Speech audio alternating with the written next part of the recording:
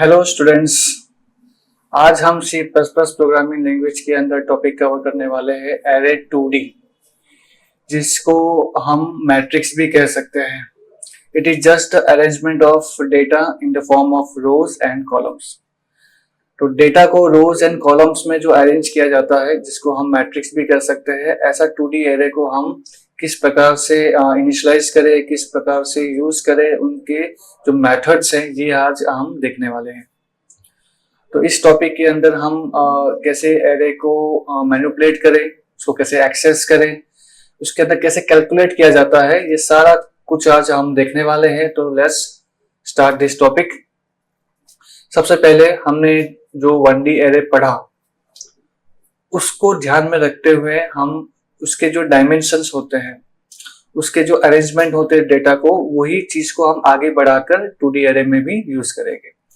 तो multi dimensional array, जिनमें यहाँ पर आपको दिखाई दे रहा है रोज एंड कॉलम्स में डेटा को अरेंज किया गया है। तो रो इसमें 3 है एंड कॉलम्स 4 है। तो उनके जो डायमेंशंस हैं, उनके जो कोऑर्डिनेशंस हैं, जिनको हम इंडेक्स कहते हैं, वो यहाँ पे नीचे के टेबल्स में दिए गए।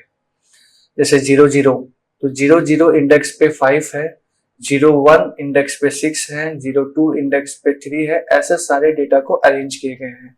तो इस तरह से हमें समझना है कि 2D एरे किस प्रकार से काम करता है। तो इनको बनाते कैसे है, इनको प्रिंट कैसे करना है, एक्सेस कैसे करना है, इसको मैनिपुलेट कैसे करना है। तो सबसे पहले इसमें भी हम 2 मेथड समझेंगे, जैसे हमने 1D एरे में समझा था लास्ट क्लास में कि कैसे प्री डिफाइन हम एरे बनाएं और कैसे यूजर से इनपुट लेकर हम एरे बनाएं। तो यहाँ पे भी हम 2 तरीके अपनाएंगे। सबसे पहले मेथड नंबर 1, इसमें हम यूजर से बिना पूछे पहले से प्री डिफाइन एरे को कैसे बनाया जाता है ये देखेंगे। तो स्क्रीन में आपके पास कोड है, लेकिन फिर भी हम खुद कोड लिखेंगे। तो सबसे पहले हम जो हेडर फाइल की नीड होती है उसको हम पहले यूज कर लेंगे।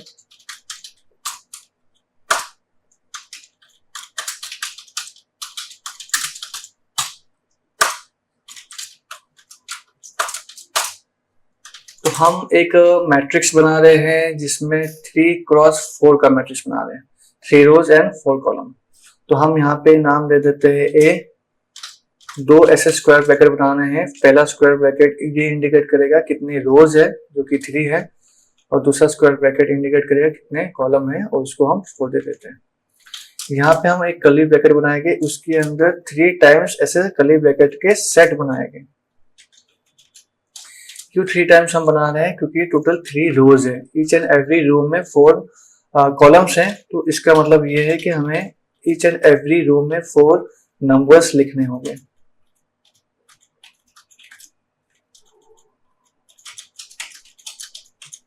ये मैंने ऐसे रैंडमली नंबर्स लिख दिए हैं। इनको अभी हमें प्रिंट करना है। प्रिंट करने के लिए हमें एक नहीं 2 लूप यूज करना है। तो हम नेस्टेड लूप यूज करेंगे और इसमें हम i and j 2 variable declare करेंगे। नेक्स्ट हम इस लूप को लिखने जा रहे हैं। i 0 से स्टार्ट कर रहे हैं, i लेस देन 3 चलाना है। i रो के लिए चलता है और j जो हम चलाएंगे वो कॉलम के लिए। तो j को भी हम 0 से ही स्टार्ट करेंगे, लेकिन ये जाएगा लेस देन 4 तक, क्योंकि हमने कॉलम 4 लिया हुआ है। इसके अंदर हम सी आउट करेंगे aij। तो जब भी 2D एरे को हम प्रिंट करेंगे, एक्सेस करेंगे, तो इस प्रकार से ही लिखना है aij। अगर आपने वेरिएबल का नाम a लिखा है तो इस तरह से लिख सकते हैं। साथ में हम /t का भी यूज कर रहे हैं। /t का मतलब क्या होता है? थोड़ा सा टैप। तो 4 या 5 स्पेस एक साथ लीव होगा ताकि नंबर्स आपस में ना अटैच हो जाए। तो नंबर के बीच में स्पेस होना जरूरी है ताकि डिफरेंशिएट दिखाई दे। और जैसे ही j का लूप खत्म होता है, यहाँ पे हम एंड l लिख रहे हैं, मींस /n न्यू लाइन के लिए लिख रहे हैं। आप चाहो तो 2 टाइम्स में लिख सकते हो, ताकि आपको 2 लाइन छोड़नी हो तो ये लिख सकते हो। सेव करते हैं इसको। इसका नाम हम मैट्रिक्स रख देते हैं, मैट्रिक्स 1। इसको रन करके एग्जीक्यूट करके देखते हैं। यहाँ पे एक छोटा सा एरो आ चुका है, इसको हटा देते हैं। Okay fine. तो यहाँ पे हमें आउटपुट मिल चुका है। जो नंबर्स हमने स्टोर किया था वही चीज हमें आउटपुट में दिखाई दे रही है, एकदम वेल मैनर में। So this is fine. तो ये हमने मैट्रिक्स को डिफाइन किया है इस तरह से यूजिंग मेथड नंबर 1। अब हम यही चीज को रिपीट करेंगे लेकिन मेथड नंबर 2 से। यूजर से इनपुट लेकर हम किस प्रकार से मैट्रिक्स को स्टोर कर सकते हैं ये देखने वाले हैं। तो इतने कोड को हम कॉपी करके एक न्यू फाइल में ले जाते हैं और पेस्ट कर देते हैं। कुछ चीजें यहाँ से हम हटाने वाले हैं ऑब्वियसली, इतना चीज तो हटाना ही होगा। इसकी जगह पे हम दो वेरिएबल इंट्रोड्यूस करेंगे, R and C. R and C क्या है? आर हमने यूज किया है to input row and C हम यूज कर रहे हैं टू इनपुट कॉलम। तो सबसे पहले आर एंड सी का इनपुट ले लेते हैं यूजर से। तो enter rows and columns, R and C. तो रो एंड कॉलम हमें मिल चुका है। अब इसके बाद हम एरे को डिफाइन करेंगे। तो ए दो स्क्वायर ब्रैकेट, पहले में आएगा आर और दूसरे में आएगा सी। हमेशा पहले रो लिखना होता है एंड देन कॉलम लिखना होता है। तो इस तरह से हमने जो भी रो एंड कॉलम मेंशन किया होगा, इनपुट किया होगा, वही चीज यहाँ पे असाइन हो जाएगी। उसके बाद अभी हमने एरे को जस्ट डिफाइन किया है, एरे के अंदर डेटा कुछ भी स्टोर नहीं किया है। अब हम जा रहे हैं स्टोर करने के लिए।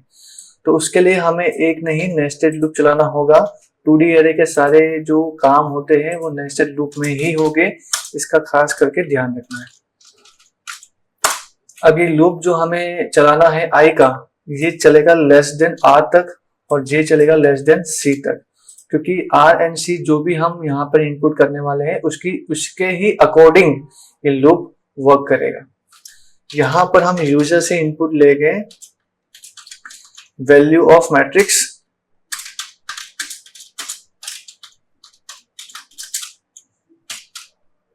और इनपुट हम ले लेंगे ए आई जे के अंदर। ए आई जे इसी प्रकार से आपको लिखना होगा।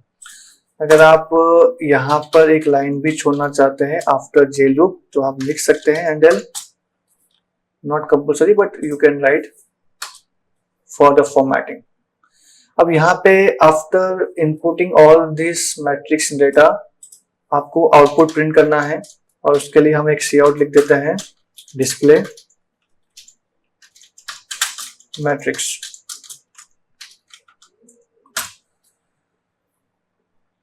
अब यहाँ पे जो लूप हमने चलाया है उसमें हम करेक्शन कर देते हैं, आर एंड सी कर देते हैं इसको, बाकी सब सेम ही है तो नथिंग टू चेंज।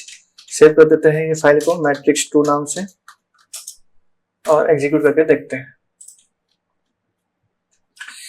एग्जीक्यूट में हम यहाँ पर रो एंड कॉलम मेंशन करेंगे। सपोज मैंने यहाँ पे रो लिखा है 3 एंड कॉलम भी लिखा है 3, तो 3 क्रॉस 3 मतलब 9 टाइम्स हमें ये यूजर से इनपुट लेना होगा नंबर।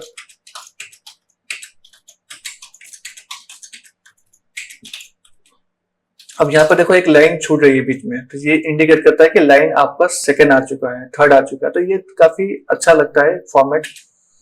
तो यहाँ पे हमने सारे नंबर्स इनपुट किए और सही से उसका आउटपुट भी आ चुका है। This is the output. तो this is the second method to implement matrix in C++। अब इसमें अगर हमें कुछ एडिशनल चीजें ऐड करनी है, जैसे हम चाहते हैं कि इसमें एक समेशन हो जाए, जितने भी वैल्यूज है उनका सम होके एक आउटपुट आ जाए कि टोटल वैल्यू का सम कितना आ रहा है। तो हम क्या करेंगे, हम यहाँ पे एक नया वेरिएबल ले लेते हैं, सपोज एस, और इनिशियली इसको दे देते हैं 0। जब भी लूप के अंदर कंटिन्यूअस एडिशन करना होता है तो हम उस वेरिएबल में 0 असाइन कर लेते हैं। अगर कंटिन्यूअस मल्टीप्लिकेशन करना होता है तो हम वो वेरिएबल में इनिशियली 1 असाइन करते हैं। ये हम ऑलरेडी पढ़ चुके हैं। फिर भी आपको याद रखना है कि एस में हमने यहाँ पे 0 क्यों लिया है। अब इस डिस्प्ले लूप के अंदर जहां पे हमने सी आउट किया है ए आई जे को, वहीं पे हम लिख रहे हैं S plus equals to A I J.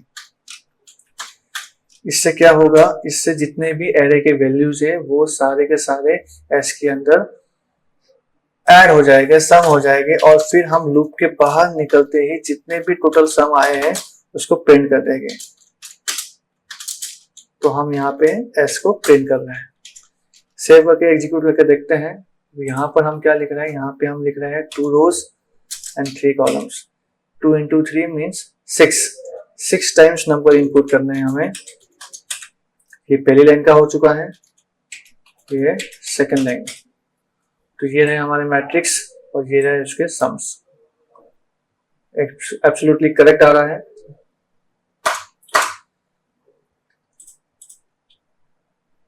Okay, अगर इसमें थोड़ा सा और एडिशनली क्वेश्चन ऐड करें, जैसे कि अगर मुझे ईच एंड एवरी लाइन का सम चाहिए, मतलब अगर आपका मैट्रिक्स में 3 रोज है, कॉलम्स कितने भी हो डजंट मैटर, बट 3 रोज है, मतलब ईच एंड एवरी रोज का इंडिविजुअली सम मुझे दिखाना है, तो क्या करेंगे?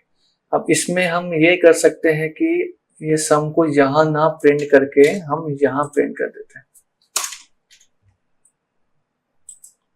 बट इसमें साथ साथ में हमारा जो मैट्रिक्स का जो आउटपुट है वो बिगड़ जाएगा, तो यहां नहीं करते हैं। हम एक और नेस्टेड लूप चला देते हैं।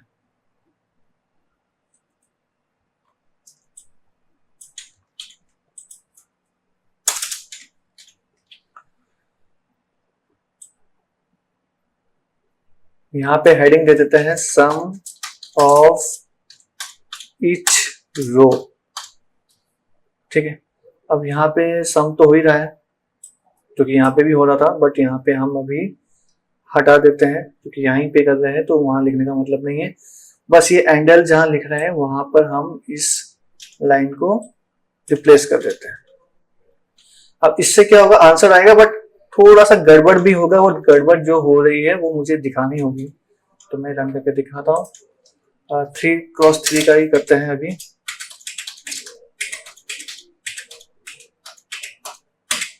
अब देखिए मैट्रिक्स है हमारा ये सम of each row.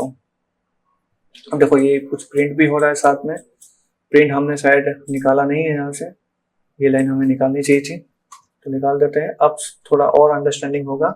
Still it is not fully correct, I Warne you. तो यहाँ पे हम नंबर्स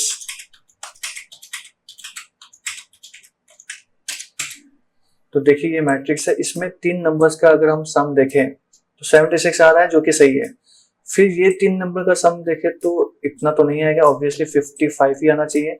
तो ये 55 जो है इसी के अंदर ऐड हो गया है, इसलिए ये 131 आ रहा है। और इसका जो आंसर आना चाहिए 13, वो फिर इसमें ऐड हो गया है, तो 144 आ रहा है। तो इस तरह से गड़बड़ हो रही है। तो इसका सोल्यूशन ये है कि आपको सम ईच एंड एवरी रो के लिए 0 से ही शुरू करना है। तो आप क्या कर सकते हो, यहाँ पर s को वापस से 0 कर दीजिए, तो ईच एंड एवरी रो के लिए s 0 हो जाएगा, एंड देन कैलकुलेट होके फिर रो खत्म होते ही प्रिंट हो जाएगा। अब फिर से रन करके हम देखते हैं।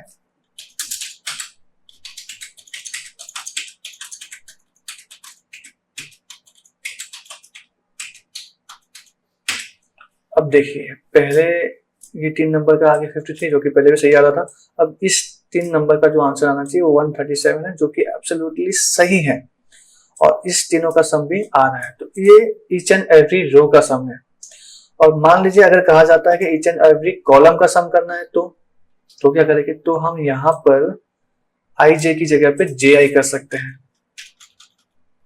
बस इतना ही चेंज करना है और कुछ नहीं। देखिएगा आउटपुट आ जाएगा 3 सिंगल डिजिट का नंबर रखते हैं ताकि कैलकुलेशन में भी समझ में आ जाए।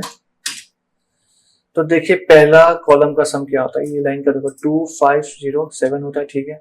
6 4 8 18 होता है, ठीक है। 3 1 9 13 होता है, ठीक है। तो इस तरह से हमें समझना है कि हम मैट्रिक्स को कितना अच्छे से समझ पाए हैं।